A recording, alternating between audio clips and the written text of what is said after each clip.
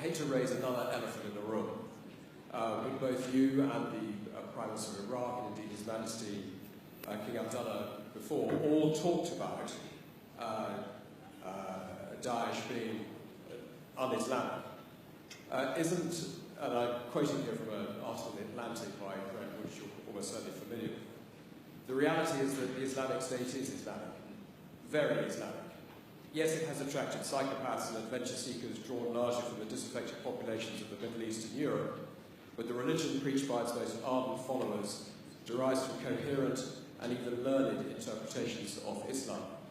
And the article obviously goes on to advise us to base our strategy on countering Daesh with that understanding at its heart, and I invite you to comment on that. Every religion has perverts and psychopaths who try to hijack it. ISIS is as much Islamic as the KKK is Christian. Don't they have a cross? Don't they do everything in the name of religion and Christ?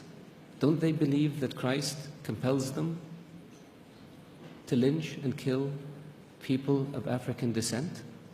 Can one really say that the KKK is a Christian organization? There are other groups that one can point to. There are other massacres that were committed in the name of keeping certain countries or regions clear of non-Christians. There are people like this also in the Jewish faith that have nothing to do with Judaism. There are people like this in the Hindu faith that have nothing to do with Hinduism. For anyone to argue that Daesh is Islamic is preposterous. In the Islamic faith, the Quran reveals that you have your faith and I have my faith. And you're free to practice your faith and I'm free to practice mine. What greater sign of tolerance and acceptance do you have than this? In the Islamic faith it says, he who kills an innocent soul is as if he has killed all of humanity. And he who saves an innocent soul is as if he saved all of humanity. What better example of compassion and mercy do you have than this? So if you look at what Daesh says and you say it's in the scriptures, doesn't the Old Testament say an eye for an eye and a tooth for a tooth? If somebody does it today, would you say they were Christian or they were Jewish? So I caution people, because it seems to have become almost novel. Not novel, it's become the flavor of the day to try to read things into Daesh or into Islam that are not there.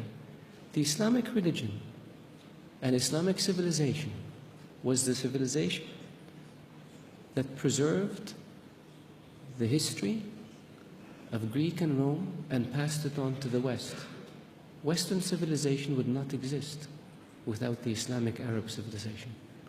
The Islamic civilization and the Islamic Arab civilization was the civilization that connected China with Europe. So it was global. The point I made early on about being an intermediate civilization, this is what I mean. So if Islam was intolerant and Daesh represented Islam, would Islam have preserved Aristotle and Socrates and passed it on to the West? Would Islam have connected Eastern civilization with Western civilization? Of course not.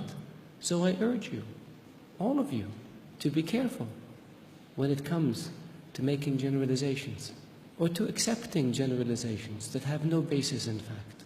Thank you.